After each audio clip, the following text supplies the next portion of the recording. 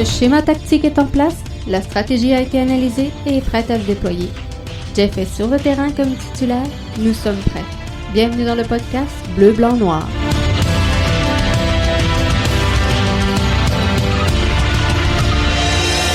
Bonsoir tout le monde et bienvenue au podcast BBN, le podcast Bleu, Blanc, Noir, donc presque entièrement dédié au soccer de l'Impact de Montréal. Bienvenue à vous dans cette édition du mardi. Nous sommes le 22 septembre 2020 à quelques heures donc du lancement du prochain match de l'Impact de Montréal prévu ce mercredi sur le coup de 17h.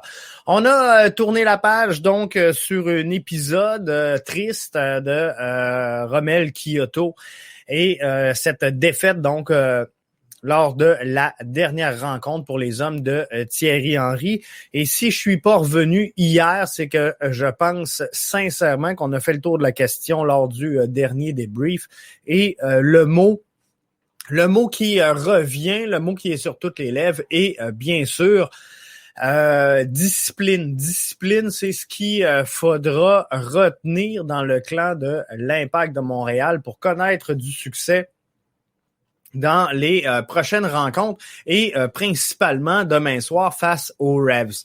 Donc, il y a 3 clés qui seront à respecter pour les hommes de Thierry Henry. Et si vous avez, vous, des clés à surveiller, des clés du succès pour demain, je vous invite, si vous écoutez en direct, soit via notre plateforme Facebook, notre compte YouTube ou encore Twitter Periscope, je vous invite à participer à la discussion. J'y vais de mes 3 clés et il me fera grand plaisir de partager ceux et celles que vous aurez identifiés. Mais pour moi, si l'Impact veut sortir demain vainqueur face aux Revs, il faudra beaucoup de discipline. L'Impact a été croulé lors des dernières rencontres par l'indiscipline, obtenant ainsi 3 cartons rouges au cours des 3 derniers départs. Soit celle de Maciel, soit celle de Camacho et celle, bien sûr, de Romell Quioto lors de la toute dernière rencontre. Des erreurs de discipline qui ont coûté cher à l'Impact de Montréal et qu'il faudra éviter dans l'avenir si on veut continuer de connaître du succès et de progresser en tant que collectif. Parce que présentement, avec les décisions que ces joueurs-là prennent sur le terrain, des décisions qui sont quelque peu égoïstes, et individuel, on laisse tomber le collectif et ça, c'est grave. C'est grave. On peut pas tricher comme ça, surtout pas en MLS. Donc, la discipline devra être au cœur des discussions dans la chambre où Thierry Henry devra amener ses joueurs à extérioriser cette frustration ou ces mécontentements directement sur le ballon et dans la course, pour la canaliser plutôt que sur l'adversaire. Donc ça, c'est une des clés. La deuxième sera de réussir le remplacement de Romell Quioto. On va se parler tout à l'heure des bilans de mi-saison. Il y a plusieurs médias aujourd'hui qui ont parlé de bilan de mi-saison. J'en ferai pas ici dans le podcast parce que tout simplement, on a une saison de transition, une saison d'adaptation. Alors à quoi bon évaluer le travail qu'on a fait en première mi-temps lorsque on sait que le but, c'est de se gager. Donc, il n'y a pas personne qui peut, à ce moment-ci, dire que l'Impact de Montréal ne s'en va pas dans le bon sens et l'Impact n'a pas fini de s'ajuster. Comprenez-vous, l'Impact présentement est en période d'ajustement. Donc, faire un bilan sur une transformation qui est en cours, ce serait un peu précoce. Donc, je ne ferai pas de bilan de mi-saison, mais on va analyser quand même, rendu à la mi-saison, est-ce que oui ou non, le virage entrepris par Olivier Renard et Thierry Henry porte ses fruits. Ça, je pense que ça va être important de le faire. Mais pour demain, il faut réussir le remplacement de Quioto. Et si j'ai pas fait de bilan de mi-saison, c'est aussi au niveau du schéma tactique. Et c'est là que je voulais en venir par cette petite aparté-là. Je pense que le schéma tactique mis en place présentement par Thierry Henry est une formule gagnante. Donc, sincèrement, c'est une formule qu'il ne faut pas toucher. Il y en a plusieurs présentement qui reprochent à Thierry Henry de ne pas utiliser les 5 changements qu'il a sous la main, surtout présentement lorsque on sait qu'on va jouer beaucoup de soccer en très peu de temps. Et moi, je fais pas partie de ceux et celles qui vont faire donc des remontrances à Thierry Henry sur l'utilisation de son effectif. Moi, je pense que dans une période d'adaptation, comme c'est le cas présentement, tu mets des choses en place, donc tu veux voir le résultat. Et le résultat, il se calcule pas à 90 minutes de jeu ou 180. Le résultat, il s'estime, il s'évalue après une longue séance, donc une douzaine de matchs, à savoir est-ce qu'on progresse collectivement, est-ce que individuellement nos joueurs deviennent meilleurs, ce qui fait que le collectif va pousser vers l'avant. Et si c'est pas le cas, ben là, on fera les modifications en conséquence. Alors, que Thierry Henry veuille laisser ses joueurs sur le terrain, même si c'est une cause perdue, comme ce fut le cas dans le dernier match où on dit, bon, il aurait pu effectuer une rotation. Non. Tu veux pas effectuer de rotation. Ce que tu veux, c'est voir ce que tes gars ont dans le ventre. Ce que tu veux, c'est voir si tes joueurs sont capables de se tenir sur un terrain, si ton 11 est capable d'affronter un 11 de l'adversaire pendant 90 minutes de jeu.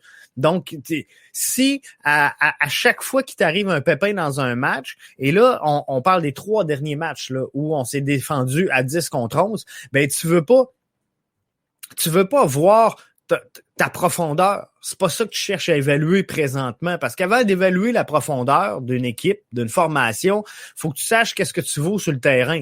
Comprenez-vous? Même si on a les meilleurs assis sur le banc, si sur le terrain, ça mène à rien, faut pas construire à l'envers. Donc, on va construire le 11. On va commencer par ça, si vous êtes d'accord. Et après, on regardera si les effectifs sur le banc méritent le temps de jeu qu'il faut. Mais commençons par mettre en place un 11 qui fait du sens. Commençons par l'évaluer. Et on ne pourra pas l'évaluer à 10 contre 11, mais le but, présentement, c'est d'évaluer ce qu'on peut. Donc, c'est d'évaluer est-ce que mes joueurs peuvent tenir 90 minutes de jeu?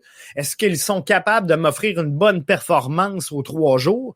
Est-ce qu'ils sont capables donc de créer quelque chose avec le temps, une chimie collective? Mais si on sort tout l'effectif pour mettre des subs, on peut pas construire, on peut pas s'aligner. Et dans le day-to-day, on se le cachera pas lors du dernier match, la cause, elle était perdue. Lorsque tu te défends à 10 contre 11 pendant 75 minutes de jeu, dans la réalité de la MLS aujourd'hui, tu peux pas gagner des matchs. Tu peux pas espérer l'emporter et ne pas brûler ton effectif. Mais par contre, le but, la seule chose que tu peux faire, c'est d'évaluer qu'est-ce que tu as sur le terrain. Donc, est-ce que mes gars se donnent?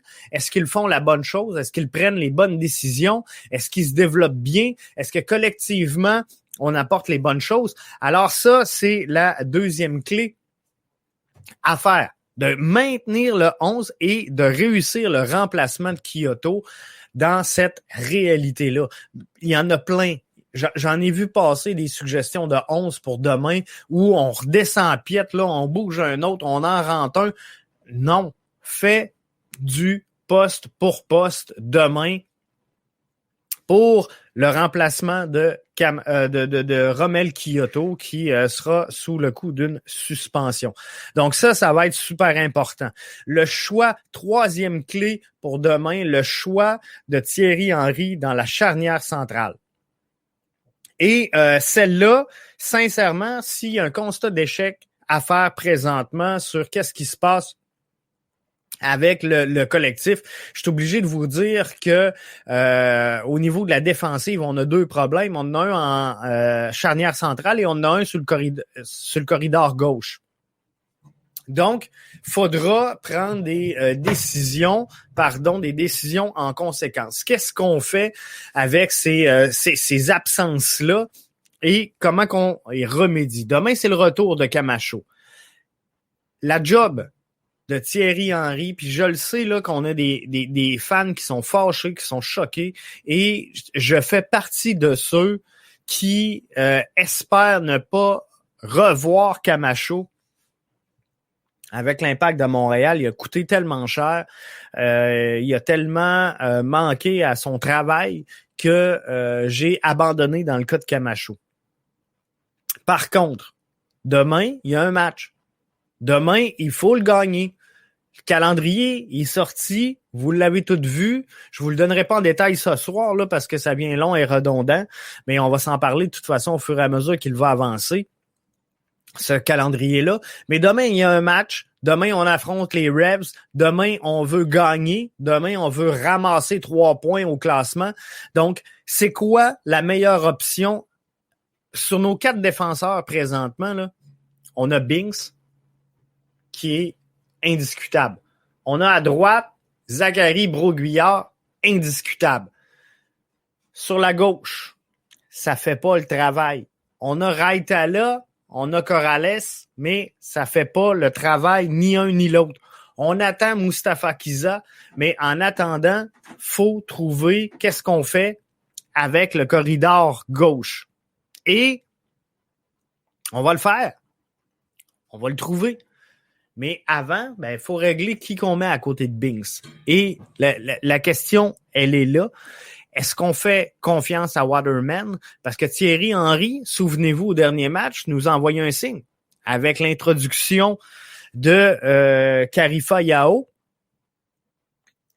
à la place de Joel Waterman. Waterman a eu la chance de se prouver lors de ce match-là. Clairement, visiblement, il est passé à côté de cette chance-là. Je dis pas qu'il n'y en aura pas d'autres. Je dis pas qu'elle va pas revenir. Je dis pas qu'il sera pas sur le 11 demain. Moi, ce que je vous dis, c'est que visiblement, à première vue, il n'a pas fait une forte impression à l'entraîneur-chef du Bleu-Blanc-Noir. Donc, demain, faut trouver qui prend la place à la droite de Binks.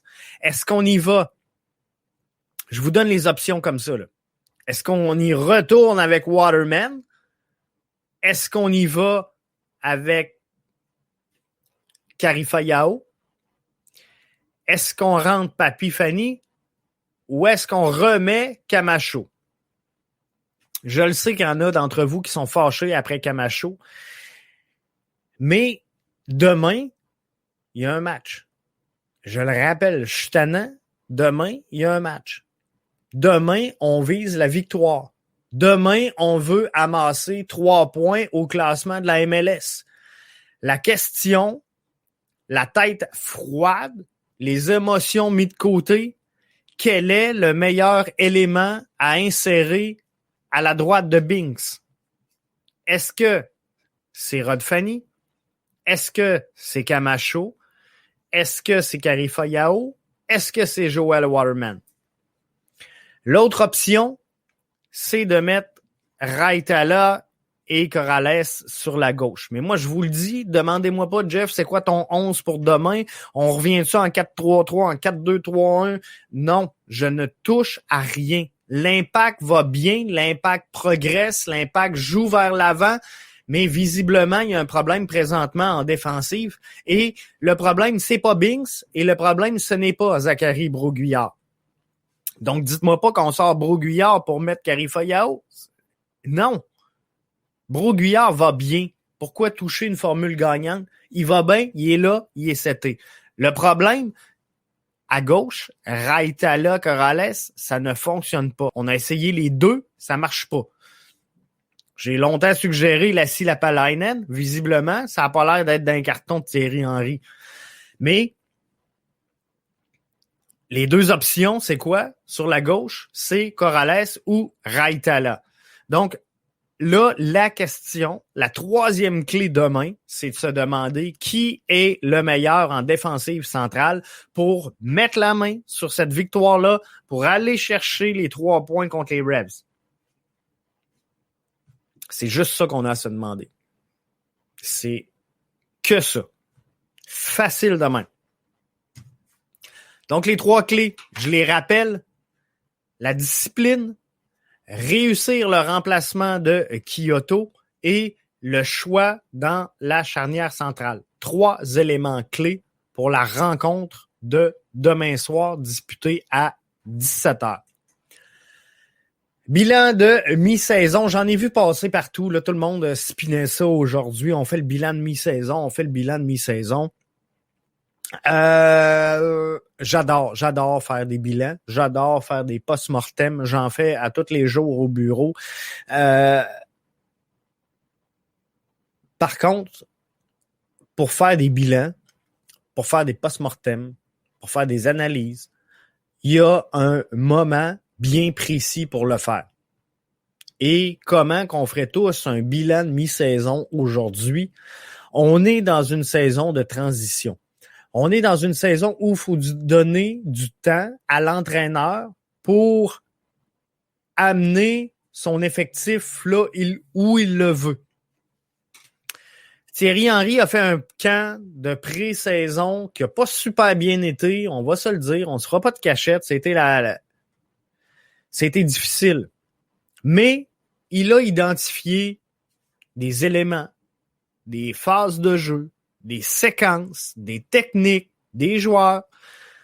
Et il s'est dit, bon, on va remanier ça, là, ça fonctionne pas. Et moi, mon but, c'est de prendre cette équipe-là qui n'a pas fait les séries depuis les 3 dernières années. C'est de les amener à quelque part. C'est de prendre ces joueurs-là qui jouent très recalés et de les faire défendre beaucoup plus haut et de les faire jouer par l'avant. Je veux prendre cette équipe-là et je veux également lui donner une identité. Je veux prendre cette équipe-là et introduire de nouveaux éléments, mais Olivier Renard, mon directeur sportif, est pris avec des vieux contrats. On n'aura pas le choix d'aller au bout, donc il faudra faire avec les effectifs qu'on a.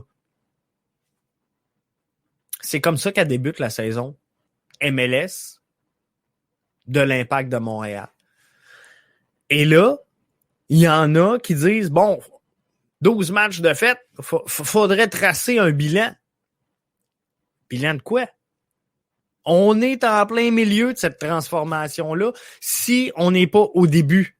On a pris un club qui s'en allait nulle part, qui n'a pas fait les séries pendant 3 ans, qui est juste capable de jouer sur un compte, très bon en défense, part les matchs 20 minutes trop tard, les finit 20 minutes trop tôt, et on est en train de donner une saveur. On donne une saveur à cette formation-là présentement, saveur signée Thierry Henry.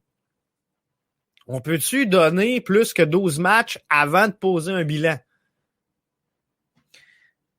C'est tôt pour faire un bilan. On fera un bilan quand on se sera débarrassé des joueurs qui ne sont pas dans les plans et de Thierry Henry et de Olivier Renard.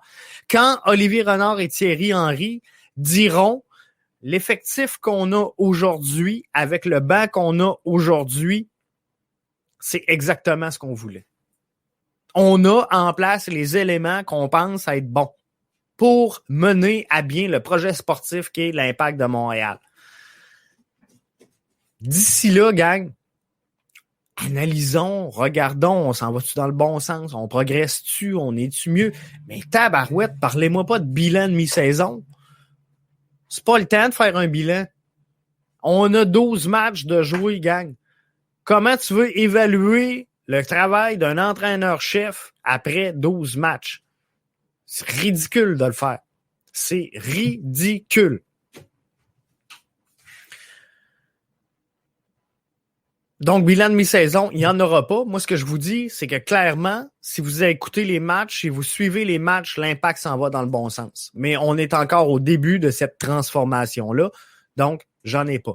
Aujourd'hui, j'ai été interpellé sur les réseaux sociaux sur le dossier Rod Fanny. Qu'est-ce qu'on fait avec Papy Fanny? Et quel est son rôle? Est-ce qu'on le ramène l'an prochain? Est-ce qu'on le signe? Est-ce qu'on ne le signe pas?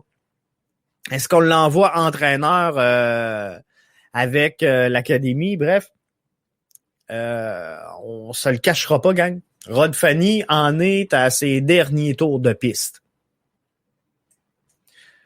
Mathieu, bienvenue.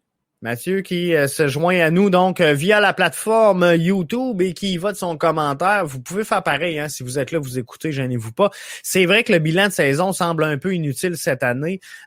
Sincèrement, Mathieu, je pense pas, je suis convaincu qu'il est inutile. On est tellement dans cette année de transition, puis je le sais qu'il y a plein de fans qui vont nous dire, puis là, déboulez-moi pas ça dans les commentaires. Il y en a plein qui vont dire, Jeff, ça fait 4 ans qu'on est en transition. Vrai. Vous avez parfaitement raison. Mais c'est 4 ans de transition infructueuse. Là, présentement, là, on vit la vraie transition. On vit une transformation profonde puisqu'elle s'exerce pas juste sur le terrain, comprenez-vous? Moi, ça me fait rire quelqu'un qui dit, hey, cette année, là, oh, quelle année de transition, hein, pareil. On changé d'entraîneur-chef. Donc, on est même joueur, on est même staff. On a tout le même monde dans le bureau. On a échangé peut-être 2 joueurs dans le mercato. Quelle année de transition. Non.